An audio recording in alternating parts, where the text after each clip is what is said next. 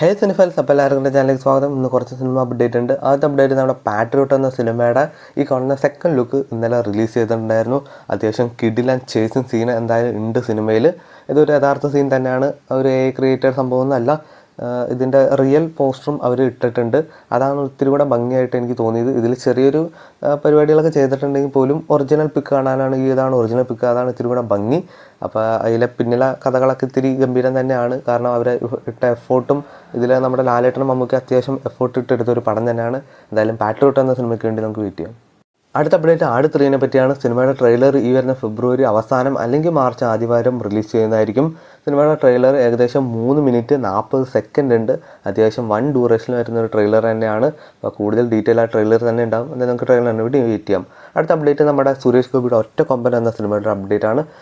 ഇതൊരു ഒഫീഷ്യൽ വാർത്തയൊന്നുമല്ല, കുറേ റൂമേഴ്സാണ്. തമനാണ് സിനിമയുടെ മ്യൂസിക് ചെയ്യുന്നതെന്നും റൂമർ വരുന്നുണ്ട്. പിന്നെ നമ്മുടെ സഞ്ജയ് ദത്തും ജലീല എന്നിവരൊക്കെ സിനിമയിൽ ക്യാമിയോ റോൾസും അപ്പിയറൻസിനൊക്കെ വരുന്നുണ്ടെന്ന് റൂമേഴ്സ് കേൾക്കുന്നുണ്ട്. എന്തായാലും ഒരു ഒഫീഷ്യൽ അപ്ഡേറ്റിന് വേണ്ടി നമുക്ക് വെയിറ്റ് ചെയ്യാം. ഇന്നേ ദിവസം ഫെബ്രുവരി 27 റിലീസ് ചെയ്യുന്ന ചിത്രമായല്ലോ കേരള സ്റ്റോറി. സിനിമ അങ്ങനെ ഹൈക്കോടതി തടഞ്ഞിരിക്കുകയാണ്. ഏകദേശം ഒരു 2 ആഴ്ച കഴിഞ്ഞാലാണ് മേ ബി ഇനി സിനിമ റിലീസ് ചെയ്യാനുള്ള കാര്യത്തിലൊക്കെ തീരുമാനം എടുക്കാൻ പറ്റുള്ളൂ. എന്തായാലും സിനിമ മാറ്റിവെച്ച കാര്യങ്ങളൊക്കെ നിങ്ങൾ അറിഞ്ഞു കാണും. കാരണം കേരളത്തിനെ വേറൊരു മോശമായ രീതിയിൽ അവതരിപ്പിക്കാൻ നോക്കുന്ന ഒരു സിനിമ തന്നെയാണ് കേരള സ്റ്റോറി 2.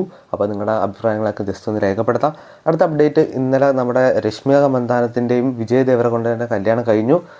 അത് കുറച്ച് പേരുടെ ആണ് അവർ ഇൻവൈറ്റ് ഒക്കെ ചെയ്തിട്ടുള്ളൂ.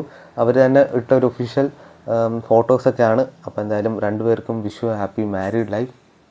ആട് 3 എന്ന സിനിമയെ പോലെ തന്നെയാണ് നമ്മുടെ ദൃശ്യം 3യുടെയും ടീസറാണ് വരുന്നത്. ഈ കാണുന്ന ഒരു ചെറിയൊരു അവരുടെ സ്റ്റുഡിയോയിൽ നിന്ന് വന്ന ഒരു പിക്ചറാണ്. ദൃശ്യം 3 അങ്ങനെ ഒരു കത്തി നിൽക്കുന്ന ഒരു പടത്തായിട്ട് വരുന്നു. അപ്പോൾ സിനിമയുടെ ടീസർ ഈ അടുത്ത് തന്നെ വരുന്നതായിരിക്കും. മേ ബി ഈ മാസം അവസാനം അല്ലെങ്കിൽ മാർച്ച് ആദ്യവാരം തന്നെ വരുന്നതായിരിക്കും. എന്നാലും നമുക്ക് ടീസറിന് വേണ്ടി വെയിറ്റ് ചെയ്യാം.